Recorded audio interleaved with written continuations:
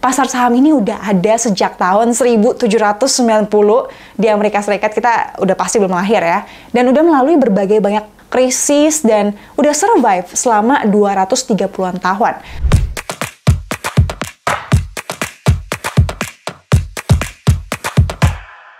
Hai, kabar baik di sini. Semoga di sana juga ya. Oke, aku tahu banyak banget yang kesal dengan judul video ini, terutama investor-investor kripto dan NFT yang fanatik ya. Jadi sebelumnya aku mau disclaimer dulu, aku nggak bermaksud jelekin kripto dan bagusin saham. Dulu kan aku pernah bikin konten why saham not reksadana, kemudian why reksadana not saham. Kemarin pernah juga bikin why kripto not saham. Nah kali ini aku mau bentrokin lagi nih dua aset kelas yang emang sama-sama agresif dan high risk ya, which is saham dan kripto. Semoga lebih apple to apple. Dan selain itu, video investasi saham dan kripto dari nol yang pernah aku buat itu tuh top 2 video dengan views yang paling banyak. Jadi mungkin menarik ya kalau aku bahas bareng-bareng keduanya. Aku izin untuk nggak bahas yang terlalu basic lagi ya. Kalau kalian pengen belajar dari nol, mampir aja dulu di video-video yang ini ya. Nah, why yang pertama, why saham not crypto, adalah karena saham itu mature industry. Pasar saham ini udah ada sejak tahun 1790 di Amerika Serikat. Kita udah pasti belum lahir ya. Dan udah melalui berbagai banyak badai, tornado, krisis, dan udah survive selama 230-an tahun. Kalau di Indonesia sendiri memang pasar sahamnya baru ada di tahun 1977 ya. Ini yang benar-benar dikelola oleh pemerintah kita sendiri Indonesia, bukan yang Belanda. Jadi total udah 45 tahun pasar modal Indonesia berjalan. Sedangkan di kripto sendiri, ini tuh baru muncul di tahun 2010. Di dunia ya, masuk ke Indonesia baru di tahun 2013-an lah ya. Jadi baru belasan tahun nih pasar kripto itu ada. Nah ini dia yang bikin kripto tuh masih sangat fluktuatif ya. Kalau naik bisa puluhan, ratusan persen dalam sehari, tapi kalau turun juga bisa lebay banget kayak Luna atau Squid Token yang turun 99% dalam sehari juga. Nah, dengan umur pasar kripto yang baru masuk SMP kali ya, it offers lots of volatility, tapi kripto juga offers lots of opportunity. Super high risk dan high return banget deh kripto ini. Ibaratnya either kita tuh jadi kaya banget atau miskin banget, lebaynya gitu ya. Nah, ini juga sih yang bikin aku ngerasa kripto tuh not for everyone, karena ada orang-orang, terutama cewek-cewek ya, yang nggak bisa nih kalau harus se-roller coaster itu. Dan nggak semua orang tuh mau jadi super kaya dalam segi harta ya. Banyak yang sudah cukup hidup sederhana dan yang penting financially secure aja. Soalnya cewek tuh kan cenderung mencari kepastian ya, ini agak curhat juga ya, dan pengalaman pribadi sih sebenarnya. Biasanya cewek tuh ya prefer investasi yang lebih pasti-pasti, yang fixed return-nya, yang kalau bisa naik terus, walaupun nggak usah tinggi-tinggi banget, nggak apa-apa. Well, kita balik lagi ke topik why saham not crypto ya, karena saham itu industri yang sudah mature, yang udah lama ada, dan sudah melewati berbagai jenis krisis lah. Dia juga regulatornya sudah jelas, pemerintah yang bikin aturan, ada bank kustodian yang jagain uang kita, bahkan udah disupport juga sama pemerintah di seluruh dunia ya, termasuk Pak Presiden Jokowi. Sedangkan kalau dunia kripto, regulasinya itu belum jelas. Di Indonesia masih belum ada bank kustodian. Semua uang kita tuh masih di-handle sama exchange-nya, which is lumayan berbahaya sih menurut aku. Dan pemerintah bikin banyak batasan untuk kripto. Jadi kalau terjadi apa-apa, misal nih kripto exchange tempat kita jual beli kripto ini hilang atau bangkrut, kayak cerita Quadriga CX, crypto exchange nomor 1 di Kanada yang kacau banget deh. Coba kalian nonton film Trust No One, Hunt for Crypto King di Netflix, itu bakal mind-blowing banget sih, sangat membuka mata kita tentang dunia kripto yang sangat berbahaya sebenarnya. Dan why yang kedua, why saham not crypto, adalah karena saham itu punya underlying aset yang jelas. Saham di tempat manapun kita berinvestasi, wajib hukumnya untuk ngerti cara kerja dan bisnis model perusahaan ini. Jadi beli saham tuh beli perusahaan ya. Nah, kalau kita beli saham, misal saham BCA, itu artinya kita tuh jadi pemilik saham perusahaan Bank BCA. Walaupun cuma 0,0000 sekian persen ya. Dan kalau kita kulik lebih dalam ya, kita bisa tahu nih kalau BCA itu pendapatan dari kreditnya hampir 90 triliun di tahun 2021. Ini aku lihat di apps-nya Ajaib ya. Dan keuntungan bersih BCA dari omset 90-an triliun itu lebih dari 30 triliun dalam 1 tahun.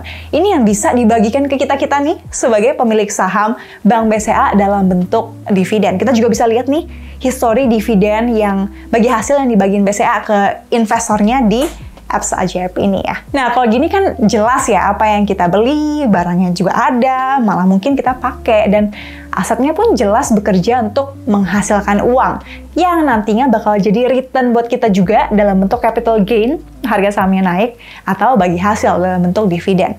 Dengan ini pun jadinya benar-benar bisa divaluasi dan kita bisa hitung nih sebenarnya BCA tuh nilai wajarnya tuh berapa sih? Nah, by the way, aku pernah jelasin tentang cara hitung nilai wajar saham, khususnya perbankan di video ini ya. Sedangkan kalau di kripto, sebagian besar kripto yang kita beli itu nggak punya underlying aset yang jelas. Atau simpelnya, kita tuh kalau beli kripto ini ya, itu dapat apa sih? Nah, itu susah dijawab tuh.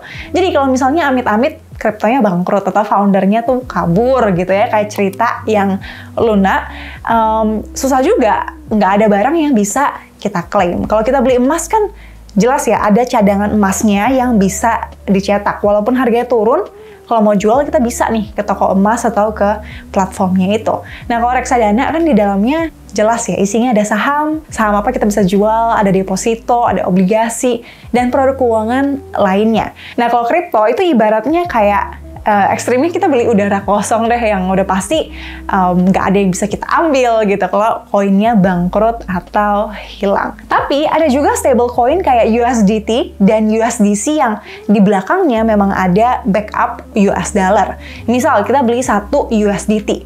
Developer yang bikin koin ini, which is Tether Limited, itu punya 1 US dollar di rekening kamu atau di brankas uangnya. Nah, kalau kripto tuh nggak punya underlying asetnya, ya paling parah tuh bisa jatuh kayak kasusnya stablecoin UST, yang seharusnya 1 UST itu $1. Tapi sekarang drop banget, jadi 1 UST tuh cuma 9 sen aja. Miris banget ya. Jadi underlying aset di kripto itu emang agak beda ya dengan investasi konvensional. Investor kripto tuh ngelihat biaya mining, blockchain, roadmap, founder, sampai komunitas di belakang project itu yang jadi underlying asetnya gitu. Jadi benda-benda yang tidak berwujud tapi bisa punya nilai. Karena konsepnya itu berbeda dengan aset-aset yang lebih senior. Jadi emang lebih susah sih ya untuk ngitung harga Bitcoin itu seharusnya berapa sih tahun depan. Nah, itu memang agak susah. That's why kripto menurut aku seharusnya untuk long term banget sih. Karena dalam jangka pendek jujur susah untuk diprediksi. Dan why yang ketiga, why saham not crypto? Mari kita membandingkan return dari top 10 market cap di saham Indonesia ya, dan top 10 market cap di kripto dalam 5 tahun terakhir. Karena banyak kripto yang belum berumur 10 tahun ya, jadi agak susah kalau bandinginnya tuh dalam jangka yang agak panjang. Kita bakal exclude stablecoin yang emang harganya stabil ya, ngikutin US dollar atau mata uang yang lain. Nah, kita juga exclude saham Goto yang baru IPO tahun ini ya. Nah, dari sini kita bisa lihat bahwa Bitcoin memang returnnya jauh lebih gede ya daripada saham dan juga kripto-kripto yang lain. Tapi nggak semua kripto itu returnnya bagus. Bahkan saham pun bisa lebih tinggi daripada kripto over long term. Jadi kalau mau milih kripto tuh mesti lebih hati-hati, atau kalau mau lebih aman ya Bitcoin dan Ethereum aja gitu. Sedangkan kalau saham pilihannya jauh lebih banyak yang bagus, karena ya semua saham pasti ada perusahaan di belakangnya yang jelas gitu. Well, itu dia 3 alasan why saham dan not crypto di video ini. Coba kalian tulis why yang lain, why saham not crypto di komen ya. Boleh banget cerita pengalaman pribadi kalian juga. Aku sendiri investasi saham di Ajaib Sekuritas karena dia tuh 100% online. Ini gampang banget daftarnya, gercep sat-set ya. Nggak lama langsung bisa aktif account saham kamu. Dan biaya transaksi di Ajaib juga salah satu yang paling rendah, dan mereka juga kasih hadiah 1 lot saham untuk kamu yang pakai kode aku di sini.